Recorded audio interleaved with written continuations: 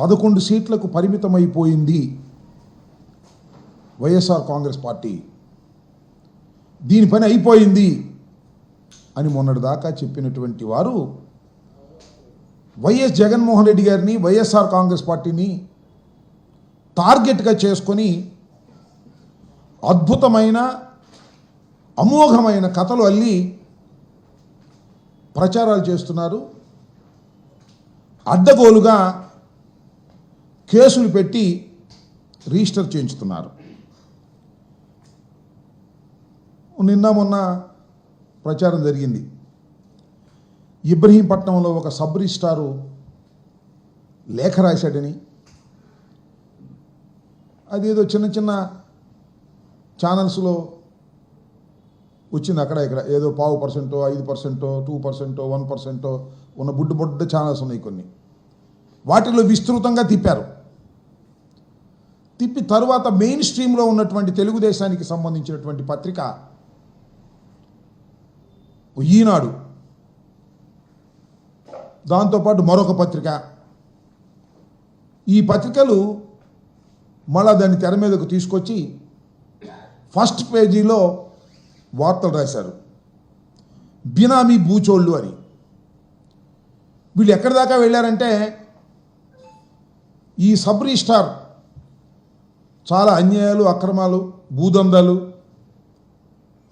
దొంగ రిజిస్ట్రేషన్సు విశాఖపట్నంలోవి, రాజమండ్రిలోవి, ఇబ్రహీంపట్నంలో ఉన్నటువంటి చోట అనేక చోట్ల ఇవన్నీ చేశారు. దీని వెనకాల ఎవరో చీమకుర్తి శ్రీకాంత్ ఉన్నాడు. ఆ చీమకుర్తి శ్రీకాంత్ జగన్మోహన్ రెడ్డి గారికి, జగన్మోహన్ రెడ్డి గారి సతీమణి అయినటువంటి భారతమ్మ గారికి బినామీ వేల లక్షల కోట్ల రూపాయలు గోల్మాలైపోయింది అని ఒక కథనాన్ని మళ్ళా తెర మీదకు వండి వార్చేటటువంటి ప్రయత్నం చేస్తున్నారు. ఎవరు ఈ శ్రీకాంత్ కాదు సింగ్, ఈ సబ్ రిజిస్ట్రార్? ఆయన ఏంటి, ఈ నెల 3వ తారీఖున ఆయన్ని పోలీసులు అరెస్ట్ చేశారు. ఒక విషయం ఇక్కడ మీకు చెప్పాలా, వైఎస్ఆర్ కాంగ్రెస్ పార్టీ అధికారంలో ఉన్నప్పుడే 2023 నవంబర్ 17న ఈ ధర్మసింగ్ అనే సబ్ రిజిస్ట్రార్ నివాసంలో ఏసీబీ దాడులు జరిపింది. ఇతను ఆదాయానికి మించినటువంటి ఆస్తులు ఉన్నాయని, అవినీతి విచ్చలవిడిగా చేస్తున్నాడనేటువంటి ఆరోపణలు రావడంతో 2023 నవంబర్ 17వ తారీఖున, అంటే వైఎస్ఆర్ కాంగ్రెస్ పార్టీ అధికారంలో ఉన్నప్పుడు ఈయన మీద ఏసీబీ దాడులు చేసింది, ఇంటి మీద సోదాలు చేసింది, ఆయనకున్నటువంటి పలు ప్రాంతంలో ఉన్నటువంటి ఆస్తుల మీద దాడులు చేసింది. ఇంట్లో ఉన్నటువంటి ఈ సింగు గారు గోడ దూకి పారిపోయాడు. ఆ రోజున మొన్న దొరికాడు 3 రోజుల క్రితం. అప్పుడు దాకా దొరకల, పరారీలో ఉన్నాడు. ఎవరు ఈ సబ్ రిజిస్ట్రార్ సింగ్ అంటే, ఆయన పేరు పెద్ద సింగ్, ఆయన పేరేంటి, ఆయన బాలనాగ ధర్మసింగ్. ఈయనేంటి ఆయన కథ అంటే, 2014 నుంచి 2019 వరకు విజయవాడ ప్రాంతంలోనే సబ్ రిజిస్ట్రార్గా ఉన్నారు. చాలా అవినీతి ఆరోపణలు ఆయన మీద వచ్చాయి. వైఎస్ఆర్ కాంగ్రెస్ పార్టీ ఆయన మీద యాక్షన్ తీసుకోవడానికి ప్రయత్నం చేస్తే పారిపోయి మొన్న దొరికాడు 3వ తారీఖున. దొరికిన తర్వాత ఆయన కోర్టులో ప్రొడ్యూస్ చేశారు. ఆయన కోర్టులో ప్రొడ్యూస్ చేసిన తర్వాత ఆయన రిమాండ్కి పంపారు. రిమాండ్ నుంచి ఒక అద్భుతమైన లెటర్ రాశాడండి. ఎవరికి? చంద్రబాబు నాయుడు గారికి, వాళ్ళ అబ్బాయి లోకేష్ గారికి ఒక లెటర్ రాశాడు. ఏమని? ఇవన్నీ కూడా శ్రీకాంత్ చెప్తే నేను చేశాను, శ్రీకాంత్ దీనిలో బాధ్యుడు. ఎవరు ఈ శ్రీకాంత్ అంటే, మళ్ళా ఎల్లో మీడియా రాస్తూ ఉంది, శ్రీకాంత్ అనే వ్యక్తి జగన్మోహన్ రెడ్డి గారి సతీమణికి సన్నిహితుడు. అంటే చుట్టి మళ్ళా జగన్మోహన్ రెడ్డి గారి సతీమణికి చుట్టేటటువంటి ప్రయత్నం చేస్తున్నారు.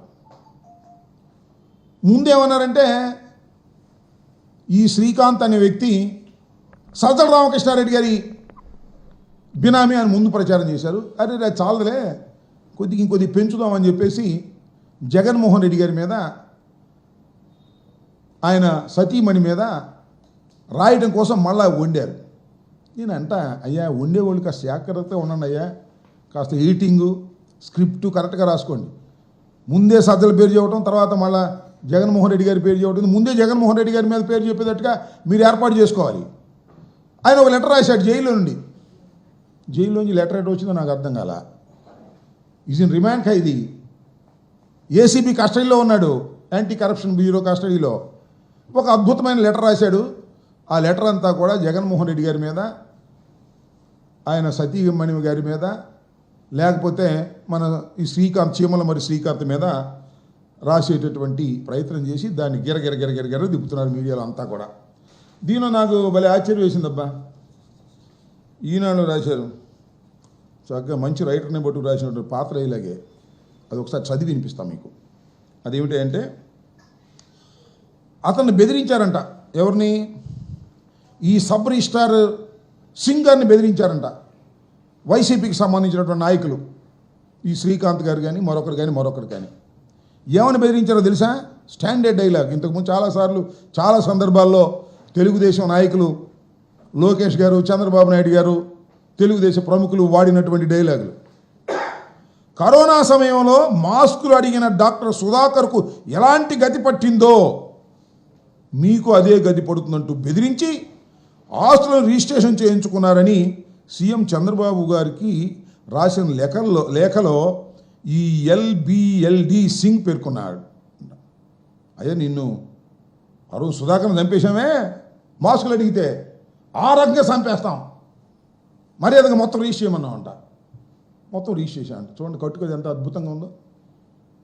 ఆడేటప్పుడు కాస్త అబద్ధం ఆడినా కూడా అతికేదట్టు ఉండాలా, అట్ట లేదు. చక్కగా పాత రైలాగులు తీసుకొచ్చి పొలిటికల్గా పెట్టి దీన్ని గిరగిరా తిప్పి జగన్మోహన్ రెడ్డి గారికి వారి సతీమణి గారి మీద రాసేటటువంటి ప్రయత్నాలు చేస్తున్నారు. ఏదో చిన్న పత్రికలు రాశాయి, ఏదో రేటింగ్ కోసం రాశాయంటే, లేదా రేటింగ్ కోసం ఛానల్స్లో ఏదో గప్పండి గ్యాస్ కొట్టేటటువంటి వారు చూపిస్తున్నారంటే మనం నమ్మొచ్చు. కానీ చివరికి ఎల్లో మీడియాలో చాలా నెంబర్ 1 అని చెప్పుకునేటువంటి పత్రిక.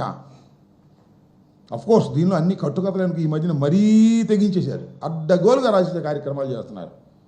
ఇలా జగన్మోహన్ రెడ్డి గారిని వ్యక్తిత్వ హననం చేయడానికి, వారి సతీమణిని వ్యక్తిత్వ హననం చేయడానికి ఇలాంటి కార్యక్రమాలు చేయటం చాలా దురదృష్టకరమని ఈ సందర్భంగా నేను చెప్పదలుచుకున్నాను.